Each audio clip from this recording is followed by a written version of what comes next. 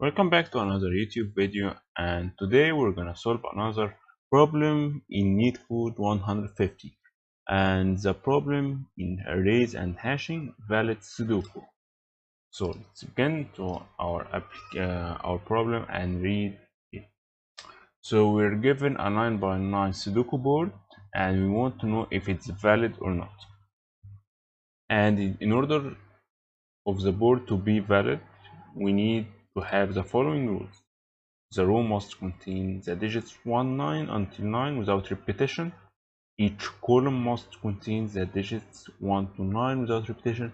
And each block 3 by 3 must be containing the digits 1 to 9 without repetition. Alright, so we're given this example.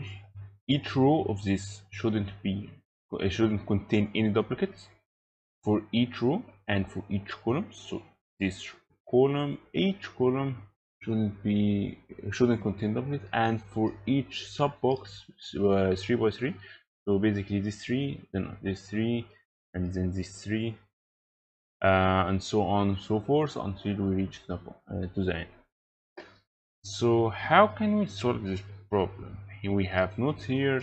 Sudoku partial field could be valid but not necessarily solvable, so we don't really need to care about whether we can solve it or not. And only the field cell need to be validated according to mentioned rules. So I think that means that point should be skipped and we don't care about them. Alright, so let's get into the PowerPoint and see how can we solve this problem.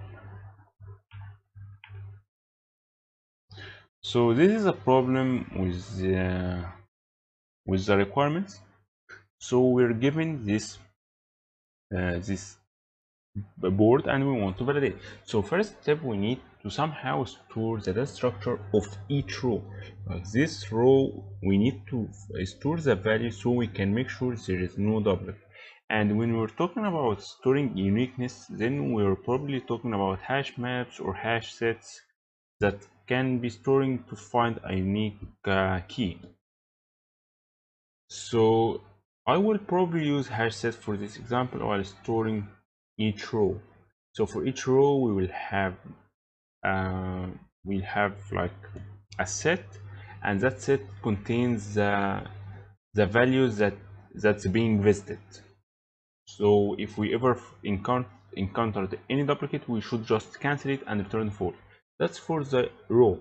And for the column, we will need to check vertically by each column while keeping the same logic. We're gonna have a hash set for each column until we reach to the point where we finish iterations through all the columns in this board. And lastly, for each of the 3 by 3 sub boxes of the grid. So this is kind of confusing a bit, but we can solve it in a better approach. We know that it's 9 by 9 grid, and in order to have a 3 by 3 sub boxes, we're kind of 100% sure that we're gonna have 9 sub boxes in order to complete this 3 by 3. So if you don't understand what I mean, like we have this 3 by 3, 3 by 3, 3 by 3, and those are the same here, and same goes here. And this is 3, 3, 3. So basically we have 9 sub boxes. So since it's 9 by 9 and the sub boxes are 3 by 3, we can find some algorithm to understand in what sub box we are at, and we need to store the value of the elements of that specific sub box. So if we're at this position, we need to somehow store the visited numbers in a hash set as well, in order to make sure that we don't have any duplicates.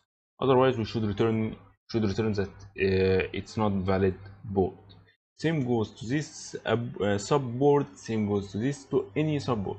So in order to do that, we are going to use some kind of algorithm where, for example, we have this index 0 for the row, the first row is index 0, and first column at index 0. uh, completing on by each column, like this one at index 1, 2, 3, 4, 5, 6, 7, 8, until the end. The last index is gonna be 8. So if we have divided the columns that we're visiting, let's say this one is at index 4. Yep, it at index 4, 0, 1, 2, 3, 4. It's at index 4 divided by 3, which is the 3 sub boxes. If we divided it by 3, we're gonna get this one. Now we have our column at index 1. And if we divided the row, and the current row we're at is 0. 0 divided by 3 is gonna be given us 0. So currently we're at index 0 in terms of row, and index 1 in terms of column in this sub box. So basically we have a 0, 0, this 3 by 3 sub box. We have 2 and 0, we have this sub box. If we have 2 and 2, this sub box. And we can check here by the edge case. We're dividing, for example, 9, this column at index 8. So 8 divided by 3 is gonna be 2. So now we're at this column. And if we're gonna divide also 8 by 3, it's gonna be at this row.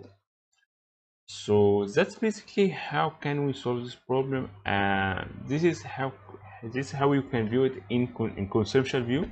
And next we're gonna solve